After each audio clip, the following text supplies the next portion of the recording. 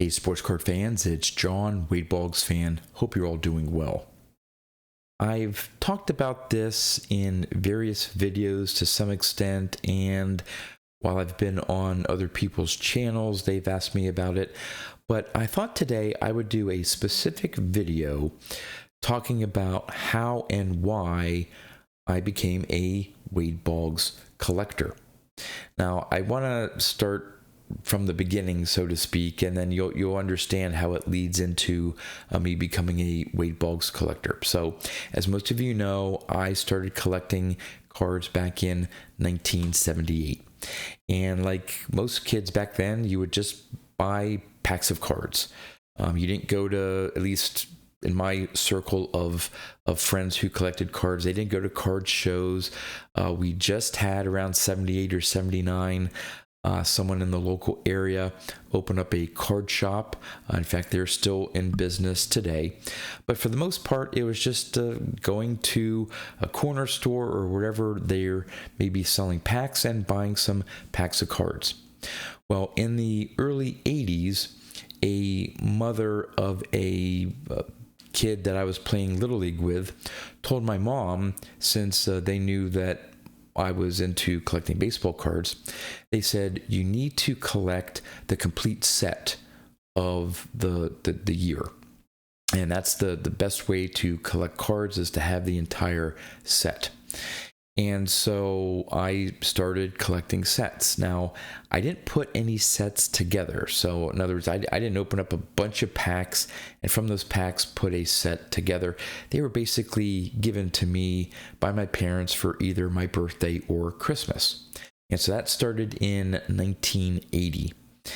And my parents stayed with Topps for those complete sets. So I don't have a lot of the early 80s Fleer and Donruss sets, which one day I hope to acquire. They, generally speaking, they aren't too expensive. But that continued through the mid to late 80s. Then once Score came on board, and then in 89 Upper Deck. Around that time, the 87, 88, 89 time period, I started collecting sets of the other card companies as well. And during that whole time, I would basically just be occasionally buying packs and see what cards I could get. But I didn't really have any focus to my collection. Sure, I had all these complete sets, but basically they were in boxes in a closet. And it was that or just the individual cards I got from packs. But I felt that my card collecting needed some sort of focus. I needed to devote my energy into one specific area rather than just buying random stuff. And so while I continued to get sets, around that time, the late 80s, as I said, Score and then Upper Deck came on board. And then once you got into the early 90s, then those same card companies started coming up with multiple sets, not just they're like a Topps flagship. You had all these other sets that they were producing. They were starting to not flood the market, but it was starting to get to that time period where they would just start producing so many different sets. And in terms of my set collecting, it just got to be too much of okay, I'll collect the base, but then do I want to collect another set and so on. So my complete set sort of stopped. I would still get the Topps complete set and maybe one or two of the other ones. But again, I just felt like my collecting had a lack of focus. So that was around the late 90s. I would say 97 is when I first really started to think about how I wanted to focus my collection, what I wanted to focus my collection on. And so I did a little research. Now, back then, the internet wasn't like it is today, but through what I could search on the internet, I found out that, hey, there are some collectors out there that were team collectors. So they had a favorite team, and so they wanted to collect as many cards of the different years of their particular team. And I also found out that there were player collectors, focusing on just a particular player, trying to get as many cards as they could, to varying degrees, and focus on a particular player.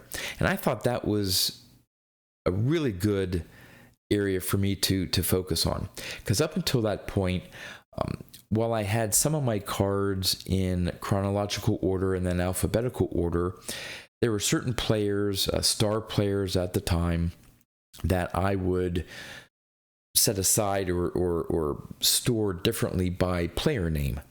And so I already had a small collection of cards by player. And so I thought, okay, well, let me see what players I have, what players interest me. And of course, we're talking about the late 90s, and you're talking about really the start and focus of players who hit home runs, won home run titles, maybe to some extent RBIs. But it just got to be a lot of, hey, how many home runs does this player have, and so on. And I thought, well, that's all well and good, but I've always been impressed, especially with some of the Hall of Famers who could hit for high average, get on base. Those to me were the players that, while not maybe hitting a lot of home runs or knocking in a lot of RBIs, they tend to score a lot of runs because they would get on base ahead of those players who could hit all the home runs. So I was always more impressed with, those Hall of Famers that had high career batting averages, over 3,000 hits. And with my mom originally from Massachusetts, I've always had the Red Sox part of my life, following the Red Sox. And when it comes to, at the time, modern cards, again, we're talking about the late 90s, really wasn't into vintage. I had a few vintage cards, but that really wasn't my focus at the time. So a player like Corey Yastrzemski or Ted Williams wasn't a focus. But there was a player on the Red Sox, well, formerly on the Red Sox. By this time, he had moved from the Yankees even on to starting his stint with the Tampa Bay Devil Rays, was Wade Boggs.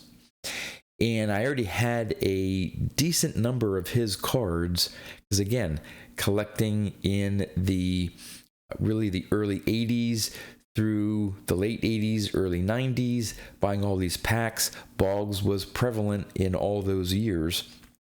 So I had a decent number of his cards already. And the more I thought about it is, okay, well, there's my tie to the Red Sox. Here's a player who hit for high average, huge on-base percentage, walked a lot, scored a lot of runs, and that was sort of my modern equivalent to some of these all-time great Hall of Fame players who hit for high average and, 3,000 hits club and so on. And it was right around that time that Boggs was sort of ending his career, at the twilight of his career, moved on to the Devil Rays. This was after he had won the World Series with the Yankees in 1996. And he was on the precipice of reaching that 3,000 hit milestone. And so I thought the sort of the stars aligned. This is the perfect player that I wanted to focus on and collect. Needless to say, roughly 25 years later, I'm still collecting Wade Boggs. I have over 5,400 different Wade Boggs cards in my collection, over 10,000 in total. Have met some great guys who also collect Wade Boggs. As you know, I recently did a video where Leaf did a special card for the Boggs Trust. So we have our own little group. And in addition to just collecting Wade and, of course, a lot of his memorabilia, I've had the pleasure of meeting him 10 times now. And it's always been a great experience. So not only have I been able to focus my collecting, now, of course, it's broadened, expanded now to vintage collecting, vintage baseball cards. But I've continued with my Wade Boggs collection. And I know there's a lot of player collectors out there that may have had an opportunity to meet that player, say at a card show, maybe get something signed. But I don't think a lot of player collectors out there have made that personal connection with the person that they are collecting. And so I am very fortunate, again, to have Wade Boggs know about me, my collection. He follows me on Twitter. Again, have met him 10 times now. And it's just been an added bonus for my Wade Boggs collecting to have met him and get to know him. And so that's just an added component that just adds to my collection. So high average, over 3,000 hits, all those runs scored, and to boot, a great guy to add to it. So that is my story on how and why I became a Wade Boggs collector. So would love to know in the comments if you are a player collector, or maybe not as focused or dedicated as I am as a player collector, but if you like to collect cards of a certain player, would love to know in the comments why you chose that player. Is he a popular current player or former player of your favorite team? Was it because he was a big home run hitter? Maybe that was your thing. So would love to know why you collect a certain player in your collection. And with that, that's all I have for you. So until next time, thanks for watching.